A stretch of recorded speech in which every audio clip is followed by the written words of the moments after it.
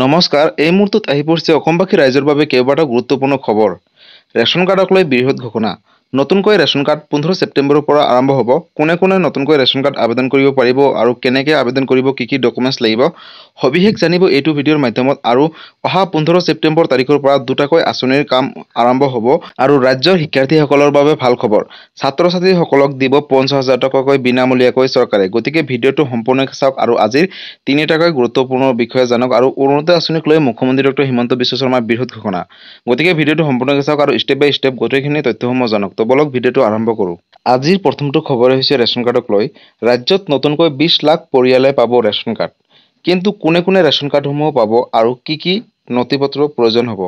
চাওক বন্ধু-বান্ধৱীসকল, যোৱাকালি মুখ্যমন্ত্ৰী ডক্টৰ হিমন্ত বিশ্ব শৰ্মাই এক সংবাদমেলৰ জৰিয়তে এক কেবিনেট বৈঠকত ঘোষণা কৰে যে ৰাজ্যত নতুনকৈ 20 লাখ পৰিয়ালে যিসকল ৰেচন কাৰ্ড পোৱা নাছিলে তেওঁলোকক নতুনকৈ ৰেচন কাৰ্ড প্ৰদান কৰিব আৰু জিলা ভিত্তিত তেওঁলোকক ৰেচন কাৰ্ড প্ৰদান কৰা হ'ব বুলি ইতিমধ্যে মুখ্যমন্ত্ৰী ডক্টৰ হিমন্ত বিশ্ব শৰ্মাই নিজ মুখে ঘোষণা কৰিছে।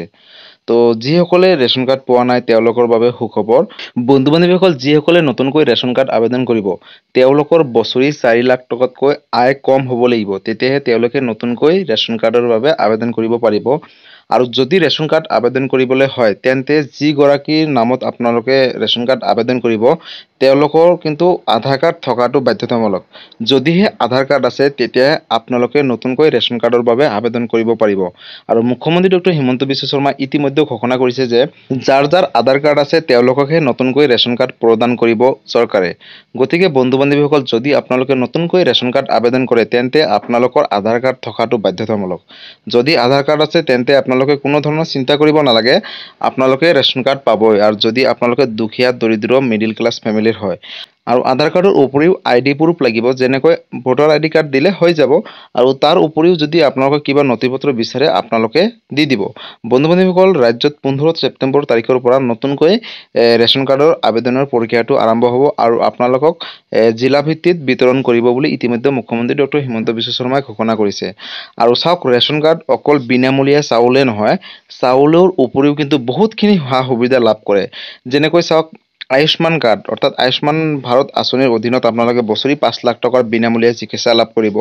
আৰু অৰুণোদয় আঁচনি, এই আঁচনিটো অৰুণোদয় আঁচনি মাহেকত 1250 টকাকৈ লাভ কৰিব হিতাধিকাৰীসকলে। যদি আপোনালোকৰ ৰেচন কাৰ্ড থাকে তেতিয়াহে আপোনালোকে অৰুণোদয় আঁচনিৰ বাবে আবেদন কৰিব পাৰিব। আৰু তাৰ উপৰিও PM কিষাণ আছে। PM কিষাণ বছৰি 6,000 টকাকৈ দিয়ে। বা আপোনালোকে যদি চৰকাৰী ঘৰৰ বাবে আবেদন কৰে বা চৰকাৰী লেট্ৰিনৰ বাবে আবেদন কৰে বা আপোনালোকে যদি গেছ চিলিণ্ডাৰৰ বাবেও আবেদন কৰে তেন্তে কিন্তু আপোনালোকৰ ৰেচন কাৰ্ডটো প্ৰয়োজন হ'ব। অৰ্থাৎ ৰেচন কাৰ্ডটো বাধ্যতামূলক। যদি আপোনালোকৰ ঘৰত ৰেচন কাৰ্ড থাকে তেন্তে আপোনালোকে বহুতখিনি চৰকাৰী সুবিধা লাভ কৰিব। গতিকে বন্ধু-বান্ধৱীসকল, যদি আপোনালোকৰ ঘৰত ৰেচন কাৰ্ড নাই তেতিয়াহ'লে অহা 15 ছেপ্টেম্বৰ তাৰিখৰ পৰা নতুনকৈ ৰেচন কাৰ্ডৰ আবেদনৰ প্ৰক্ৰিয়াটো আৰম্ভ হ'ব। আপোনালোকে আবেদন কৰিব পাৰিব। গতিকে বন্ধু-বান্ধৱীসকল, আপোনালোকে এই ভিডিঅ'টো সকলোৰে মাজতে শ্বেয়াৰ কৰক, কাৰণ বহুতৰ ঘৰত ৰেচন কাৰ্ড নাই, কিছুমান যোগ্য হিতাধিকাৰীয়ে ৰেচন কাৰ্ড পোৱা নাই। তেওঁলোকৰ মাজতে শ্বেয়াৰ কৰক, কাৰণ তেওঁলোকে যাতে এই ভিডিঅ'টো চাই মেলি সিহঁতে 15 ছেপ্টেম্বৰ তাৰিখে নতুনকৈ ৰেচন কাৰ্ড আবেদন কৰিব পাৰে। আৰু যদি ৰেচন কাৰ্ডক লৈ আপোনালোকে কিবা সুধিবলগীয়া আছে মোক কমেণ্ট কৰিব, মই নিশ্চয় ৰিপ্লাই দিবলৈ চেষ্টা কৰিম। আৰু আজিৰ পৰৱৰ্তী খবৰটো হৈছে অৰুণোদয় আঁচনিক লৈ। অৰুণোদয় আঁচনি 3.0ক লৈ মুখ্যমন্ত্ৰী ডক্টৰ হিমন্ত বিশ্ব শৰ্মাৰ বৃহৎ ঘোষণা। যিসকলে নতুনকৈ অৰুণোদয় আঁচনি 3.0 আবেদন কৰিব তেওঁলোকৰ বাবে সুখবৰ। অহা 15 ছেপ্টেম্বৰ তাৰিখৰ পৰা নতুনকৈ অৰুণোদয় আঁচনি 3.0ৰ আবেদনৰ প্ৰক্ৰিয়াটো আৰম্ভ কৰিব চৰকাৰে। কিন্তু যিসকলে পূৰ্বতে পাই আহিছিলে তেওঁলোকৰ 1,65,000 ভুৱা হিতাধিকাৰীৰ নামসমূহ কৰ্তন কৰিব। যিসকলে ধৰক যোগ্য হিতাধিকাৰী নহয়, তেওঁলোকে ৰেচন কাৰ্ড নথকাকৈ বা আধাৰ কাৰ্ড নথকাকৈ তেওঁলোকে অৰুণোদয় আঁচনি ধনসমূহ পাই আহিছিলে, কিন্তু তেওঁলোকক নতুনকৈ চৰকাৰে তেওঁলোকৰ নামসমূহ কৰ্তন কৰিব। আৰু তেওঁলোকে যদি ৰেচন কাৰ্ড আছে নতুনকৈ আবেদন কৰিব লাগিব। আৰু বন্ধু-বান্ধৱীসকল, যিসকলে 15 ছেপ্টেম্বৰ তাৰিখৰ পৰা নতুনকৈ অৰুণোদয় আঁচনি 3.0 আবেদন কৰিব তেওঁলোকৰ বাবে ডাঙৰ আপডেট। কাৰণ আপোনালোকে যেতিয়া আবেদন কৰাৰ আগতে নিজৰ তথ্য বা ডকুমেণ্টছখিনি শুদ্ধ কৰি লওক। যেনেকৈ বেংকৰ লগত আধাৰ কাৰ্ড লিংক ৰাখিব লাগিব। মুখ্যমন্ত্ৰী ডক্টৰ হিমন্ত বিশ্ব শৰ্মা ইতিমধ্যে এক সংবাদমেলৰ জৰিয়তে ঘোষণা কৰিছে যে অৰুণোদয় আঁচনিৰ ধনটো প্ৰতি মাহৰ 10 তাৰিখে 1250 টকাকৈ DBDৰ মাধ্যমত হিতাধিকাৰীসকলৰ বেংক একাউণ্টত পোনপটীয়াকৈ প্ৰেৰণ কৰিব। DBD অৰ্থাৎ ডাইৰেক্ট বেংক ট্ৰেন্সফাৰ। আৰু আপোনালোকে এই ডিবিডি কেনেকৈ কৰিব চাওক বন্ধু-বান্ধৱীসকল, ডিবিডি মানে আপোনালোকে বেংকৰ লগত আধাৰ কাৰ্ডটো লিংক কৰিব লাগিব। আৰু বেংকৰ লগত আধাৰ কাৰ্ড লিংক ক'ত কৰিব, কেনেকৈ কৰিব চাওক, আপোনালোকে যোনটো বেংক একাউণ্ট নম্বৰ দিব, আপোনালোকে যেতিয়া অৰুণোদয় আঁচনি আবেদন কৰিব, যোনটো বেংক একাউণ্ট নম্বৰ দিব সেই বেংকৰ ব্ৰাঞ্চত গৈ আপোনালোকে তাতে গৈ ক'ব লাগিব যে আমি অৰুণোদয় আঁচনি ধন বা এপ্লাই কৰিছোঁ, আমি আধাৰ কাৰ্ডৰ লগত বেংক একাউণ্টটো লিংক কৰাই দিয়ক। তেওঁলোকে কিন্তু আপোনালোকৰ বেংক একাউণ্টৰ লগত আধাৰ কাৰ্ডটো লিংক কৰাই দিব, আপোনালোকে যিখিনি নথিপত্ৰ বিচাৰিব সেইখিনি দি দিব। আৰু যদি আপোনালোকে বেংকৰ লগত আধাৰ কাৰ্ডটো লিংক নকৰে, তেন্তে আপোনালোকে অৰুণোদয় আঁচনি 3.0 আবেদন কৰিলেও টকাটো নোসোমায় বুলি ইতিমধ্যে ঘোষণা কৰিছে। গতিকে বন্ধু-বান্ধৱীসকল, আপোনালোকে হাতত মাত্ৰ কেইটামান দিনহে আছে, আৰু তাৰ আগতে আপোনালোকে নিজৰ নথিপত্ৰসমূহ শুধৰাই লওক বা ঠিক কৰি লওক। যদি আধাৰ কাৰ্ডৰ লগত বেংক একাউণ্ট লিংক কৰা নাই, লিংক কৰি লওক। আৰু যিখিনি ডকুমেণ্টছ লাগে ইতিমধ্যে মই ভিডিঅ' এটা বনাই আপলোড কৰিছোঁ, আপোনালোকে যদি সেই ভিডিঅ'টো চোৱা নাই তেন্তে চাই ল'ব, আৰু কি ডকুমেণ্টছ লাগে সবিশেষ সেইটো ভিডিঅ'ৰ মাধ্যমত জানিব। গতিকে বন্ধু-বান্ধৱীসকল, অহা 15 ছেপ্টেম্বৰ তাৰিখৰ পৰা নতুনকৈ ৰেচন কাৰ্ডো আবেদন কৰিব পাৰিব আৰু নতুনকৈ অৰুণোদয় আঁচনি 3.0 আবেদন কৰিব পাৰিব। গতিকে 15 ছেপ্টেম্বৰ তাৰিখে অসমবাসী ৰাইজৰ কাৰণে এটা ভাল দিন। আৰু আজিৰ পৰৱৰ্তী খবৰটো হৈছে শিক্ষাৰ্থীসকলৰ বাবে, ৰাজ্যৰ শিক্ষাৰ্থীসকলৰ বাবে এটা নতুন আঁচনি আনিছে। আৰু এই আঁচনিৰ অধীনত শিক্ষাৰ্থীসকলে 50,000 টকাকৈ ৰাজ সাহায্য লাভ কৰিব, আৰু এই 50,000 টকাটো ৰাজ্য চৰকাৰে বিনামূলীয়াকৈ দিব। গতিকে আপোনালোকে ভিডিঅ'টো সম্পূৰ্ণকৈ চাওক আৰু ষ্টেপ বাই ষ্টেপ সকলোখিনি কথা বুজি লওক, আৰু আপোনালোকে সকলো শিক্ষাৰ্থী বা ছাত্ৰ-ছাত্ৰীসকলৰ মাজত শ্বেয়াৰ কৰক। ইয়াতে চাওক, যিসকলে উচ্চ শিক্ষাৰ বাবে ঋণৰ প্ৰয়োজন হয় আৰু তেওঁলোকক ঋণ দিব চৰকাৰে, আৰু 50,000 টকাকৈ বিনামূলীয়াকৈ দিব। আৰু এই আঁচনিটোৰ নাম হৈছে অভিনন্দন আঁচনি 2.0। শিক্ষা ঋণ ৰাজ সাহায্য আঁচনি 2.0 শুভ উদ্ভাৱন কৰে, আৰু পৰ্টেলটো মুকলি কৰিছে 5 ছেপ্টেম্বৰৰ পৰা 20 অক্টোবৰ 2024 চনলৈকে, অৰ্থাৎ 45 দিনৰ ভিতৰত আপোনালোকে অভিনন্দন 2.0 আবেদন কৰিব লাগিব। যদি আপোনালোকে উচ্চ শিক্ষাৰ বাবে যদি বাহিৰত গৈ পঢ়িব বিচাৰিছে, তেন্তে আপোনালোকৰ যদি আৰ্থিক সমস্যা হৈছে, পইচা প্ৰব্লেম হৈছে, তেন্তে আপোনালোকে এই আঁচনিটো বা অভিনন্দন আঁচনি 2.0 আবেদন কৰিব পাৰে। আৰু আপোনালোকক দিব চৰকাৰে 50,000 টকা বিনামূলীয়াকৈ, অৰ্থাৎ ৰাজ সাহায্য হিচাপে এককালীন।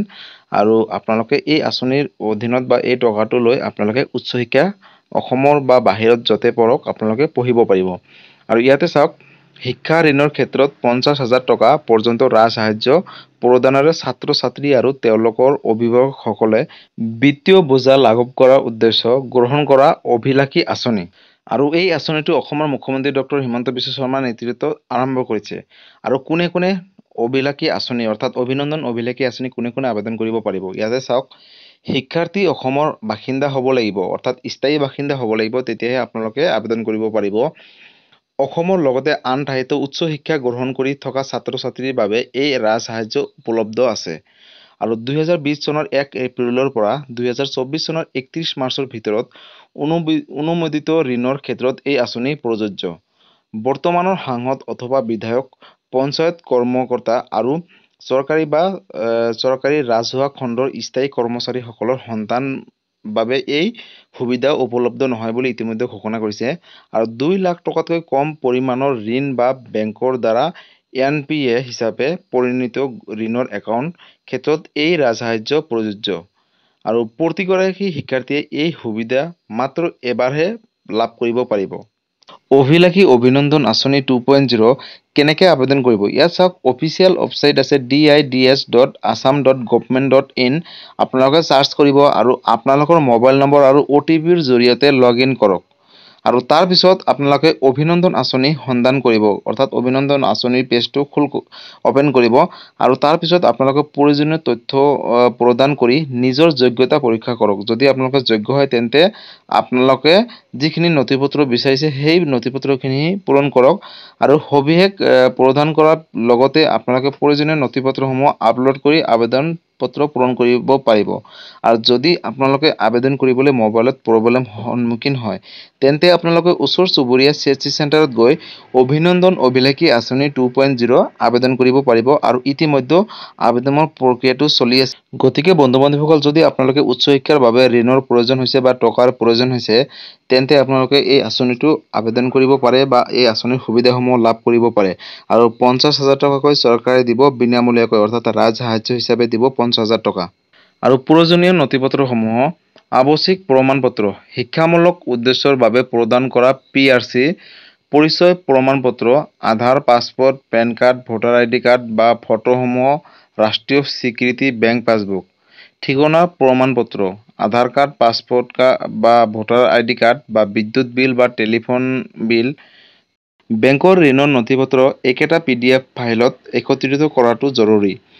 অভিভাৱকৰ পৰিচয় প্ৰমাণপত্ৰ, আধাৰ কাৰ্ড বা পাছপোৰ্ট বা pan card, voter ID card বা ড্ৰাইভিং লাইচেন্স, ফটো, ৰাষ্ট্ৰীয় বেংকৰ পাছবুকসমূহ থাকিলে আপোনালোকে অভিলাষী অভিনন্দন আঁচনি 2.0 আবেদন কৰিব পাৰিব। গতিকে বন্ধু-বান্ধৱীসকল, যিসকলে উচ্চ শিক্ষাৰ বাবে তেওঁলোকৰ টকাৰ প্ৰয়োজন হৈছে বা আৰ্থিকভাৱে সক্ষম নহয়, তেওঁলোকে কিন্তু এই আঁচনিৰ অধীনত তেওঁলোকে অসম তথা অসমৰ বাহিৰত গৈ বা দেশৰ বাহিৰত গৈ উচ্চ শিক্ষা লাভ কৰিব পাৰিব এই আঁচনিৰ সুবিধাখিনি লাভ কৰি। আৰু চৰকাৰে দিব 50,000 টকাকৈ আপোনালোকক বিনামূলীয়াকৈ। আৰু ইয়াৰ টোল ফ্ৰী নম্বৰ হৈছে 1800-2026-256। আপোনালোকে এই নম্বৰত যদি আপোনালোকে কিবা সুধিবলগীয়া আছে, এইটো টোল ফ্ৰী নম্বৰ হয়। আপোনালোকে যোগাযোগ কৰি আপোনালোকৰ যদি অসুবিধাৰ সন্মুখীন হয়, তেন্তে আপোনালোকে অভিযোগ কৰিব পাৰিব বা আপোনালোকৰ সমস্যাখিনি সমাধান কৰিব পাৰিব।